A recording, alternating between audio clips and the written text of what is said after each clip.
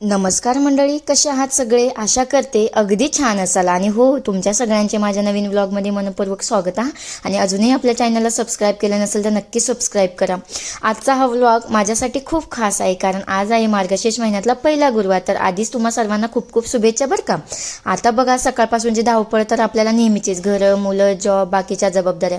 जॉबवरून आल्यानंतर तर ह्या सगळ्या गोष्टींना मी सुरुवात केली आहे. पण पूजा आहे म्हटलं की उत्सव आपोआप दुप्पट होतो बरं का, नाही का. सगळ्यात आधी मी केली दरवाजाची पूजा स्वस्तिक काढून. त्यानंतर घराच्या बाहेर आणि घराच्या आतमध्ये जिथे पूजा मांडायची तिथे सुंदर रांगोळी काढली. आणि मग सुरुवात झाली माझ्या आवडत्या कामाला, डेकोरेशनला. फूल, रंगीत कापड, एकदम पार सणासारखं वातावरण तयार झालं.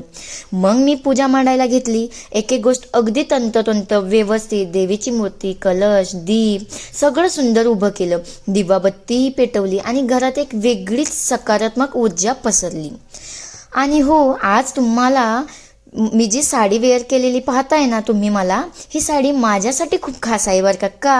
ही मला माझ्या लग्नानंतरच्या पहिल्या वाढदिवसासाठी माझ्या हजबंडनी मला गिफ्ट केली होती. काय किंमत आहे यापेक्षा ही आठवण माझ्यासाठी अमूल्य आहे.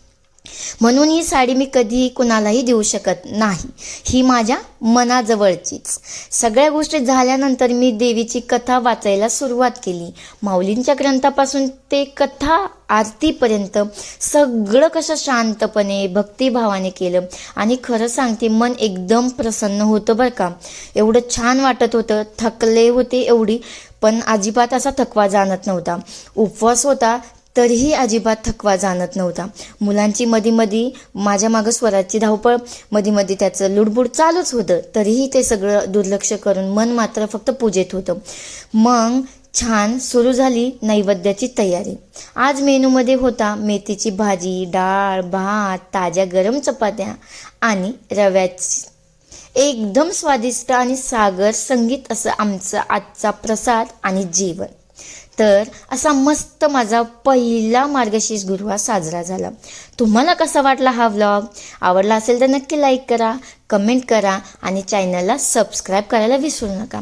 आणि हो, ही परंपरा, हे विधी, या आठवणी आपल्या मुलांना नक्की सांगायला हव्यात. जे आपण शिकलो ते आपल्या पुढच्या पिढीला देखील कळलं पाहिजे. म्हणून मीही माझ्या मुलाला अशा छोट्या छोट्या गोष्टीत सामील करून घेते. तर चला मंडळी, असा तुमचाही दिवस आनंदात जाओ. जय देवी माऊली.